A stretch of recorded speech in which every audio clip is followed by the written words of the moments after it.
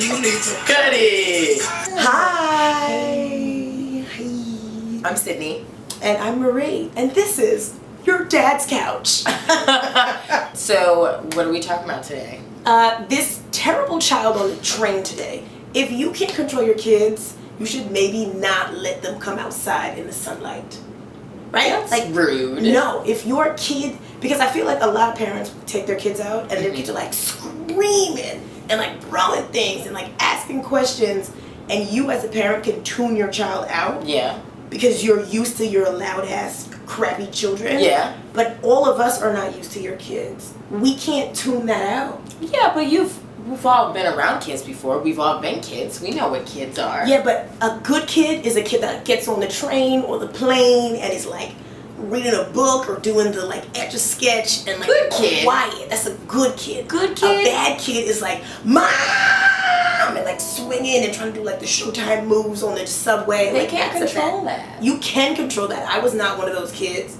When you used to come out as a kid. Everybody has to have the standards of Marie Faustin as a child. Not everybody was perfect like you. It's not about being perfect. It's about controlling your kids in public situations.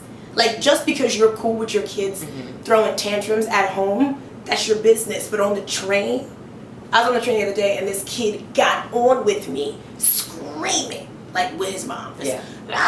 And then he like drops his little devil body on the ground and it's like flailing his arms and kicking his legs. He's kicking people on the train. He's kicking people? He's kicking people on the train. Like, is it like a mush kick or like a... Like, he's on the ground, like his legs are going up and down, like evil Chucky legs, and he's kicking people in the shins. And his mom is apologizing to him.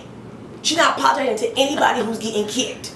And we're all like screaming. And then the thing that he was screaming about, she was like, "Oh, I'm so sorry. Yeah, you were asking a question. I should have let you finish asking your question." Okay, well that's so sorry for like 3 stops. I thought like his goldfish died, or it doesn't matter. Even if your goldfish dies, I'm gonna kill you if you don't get up off this dirty ass train floor. It's gross. That's cool to you? Like kids will be kids? No, but I think that kids are not like pets, and even pets, even when you train them, they're gonna be irrational and they're gonna go with whatever emotion that they want.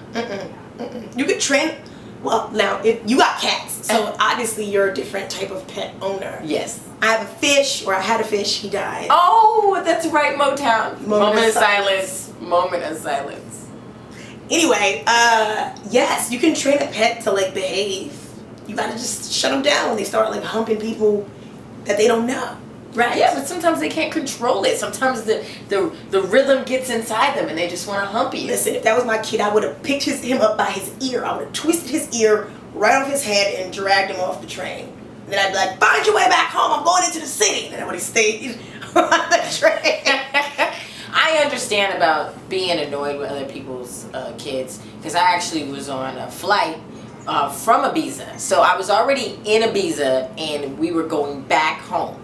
Now the flight to Ibiza, the flight going to and leaving. First of all, Ibiza is where like Leonardo DiCaprio, yes, party town, be banging Rihanna. Yes, like okay, beautiful, just like people laying on yachts without tops, and I was just like, what is a baby? Were you there with people with money, or did you just go out there assuming you would find somebody with money? I went with my own coins, and it was a messy ass trip. But anyway, we on the plane. And I was over the trip anyway, so once I got on the plane, I was like, thank you. There was no TVs on it, so I was like, strike. How long is the flight? 8 hours. Did you fly Spirit Airlines? They had no TVs? So bootleg. Where did you fly? I don't even remember. It was horrible. So there's no TV. I'm sitting down. The food is whack. And soon as the food, I don't know, some mush. It was a mush. It was definitely the Greyhound of planes. It was horrible. So Spirit, yeah. So we are on the plane, and maybe 30 minutes, 45 minutes in, this baby starts wailing like, ah, ah, ah. And I'm like, oh, it's a baby. The baby should not be in Ibiza partying with everybody on Molly. Maybe the baby was conceived in Ibiza. Maybe. And born there. I was like, is the baby on vacation? Did the baby work 40-hour weeks? Like, why? The baby was on the yacht, like, ha. With Diddy, like, oh, white party. Ha, ha, ha. Could it. So anyway, the baby's wailing, and for the first 20 minutes, we were like, is this baby gonna shut up? So the stewardess came by and was dropping wine off to everybody, and I was like, "Oh, thank you. This is an inconvenience. So thank you for all this red wine." But then 2 hours passed, and the baby was crying for still crying for 2 hours, and I'm like, I don't have no pills. There's nothing that can get me to go to sleep. I'm tired of this baby. Oh, the pills were for you, not for the baby. No, I would never give the baby pills. I feel like it sounds like that baby might have needed like some crushed pills in like his Pediasure. Okay, you know? So then 3 hours pass, and I'm like, do I need to pull my titty out for the baby? Like, does the baby need tres leches? What is up? Somebody give that baby. I wanted to put the whole 2 things in the baby's mouth for it to shut up. 4, 5, 6. What do the parents do while this baby's They are trying. I feel like they were trying. Was there not a pacifier? I think it was a colicky baby. It just kept. I was like, if you know your baby is colicky and you getting on an 8-hour flight, that is negligence on your behalf. Like, how dare you? I mean, so technically, a colicky baby is just a baby with an attitude, right? Like a stank child. Not stank. It just has something inside. No, the devil. Colicky, exactly. The devil is inside the baby. A colicky baby got an attitude. Yes. So then 8 hours of the baby. People are going crazy. People are. Did anybody say anything? People are buzzing. People are looking at the mom like, "Yo, we gonna throw you out the plane." Like everything. So we land. And the baby cried the entire time. And there was no TV. There was no. I couldn't put on no VH1, no MTV, no nothing. I couldn't. My music, nothing. No TLC. Nothing. So that the plane lands, the baby shuts up immediately.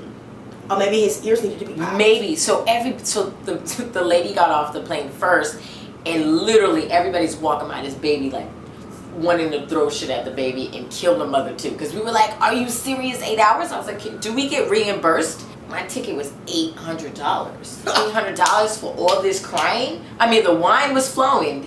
The stewardess kept dropping off bottles of wine to everybody. But I'm like, that's cool. I'm like, y'all don't got no lobsters? No, what is like, where's the first class meals? Because we deserve all of that. On a bus with wings. Of course there's no lobster. Pretty much. You don't eat plain lobster. So the baby stopped crying. Yeah, as soon as they hit the ground. Yeah. I don't feel like babies should be on planes. They should not. I do not think that babies should be on planes, especially not to go far distances. If you had a baby, you know, that's your gift that God has blessed you with. Blessed you. Take a bus. Blessed you. Rent a van and drive across the country. Get a magic carpet. I don't know. Get like a van for the family. Just legit anything. We don't want to hear your baby crying across the Atlantic or the Pacific. I mean, I don't know where the oceans are in relation to where I'm flying, but like, no. But I've been on flights with people who had babies and they like carry their crying babies up and down the aisle until they fall asleep. Now, what about kids that you like? I'm sure you got into a couple of instances where you're like, "Oh, this is such a cute kid." Yeah, but a cute kid still needs to shut the hell up.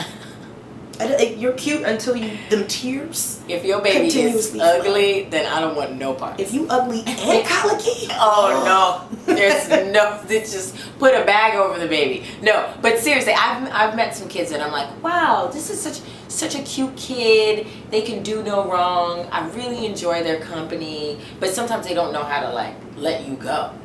They want to stay. You really enjoy their company. Yes. You are strange. Is there a baby in your life that you enjoy? That's not your relative. Is it your baby? No, that's not your relative. Do you hate your child? Have you ever just wanted to put your baby right out? Yes, there's shows about that though. There's shows about people who don't like their kids at all. I think that's called postpartum. Yes, postpartum, which is not a laughing matter. Marie, she's evil. But yeah, do you have stories about being on public transportation with kids? How do you feel? Should we make a law? Have you traveled with terrorists? The terrorists are the babies. Have you traveled with terror on your flight? Traveling with terrors. Let us know. We want to know what your pros and cons are of traveling with kids, why you would do it, why you wouldn't do it. Are we wrong for feeling the way? Well, is she wrong? Because I'm okay with kids. I'm okay with them too, just not on an 8-hour flight crying or on like a half-hour subway ride crying. If they're not crying, I'm cool with them. If they're not asking questions cool. So basically, you want the baby like a mummy, just laying there, wrapped up like like a pig in a blanket. Those are my favorite kind of kids. Anyway, let us know what you think, and then make sure to watch the rest of the videos that we've already done. Yes, please. Cool. Pop. Pop. Okay, that's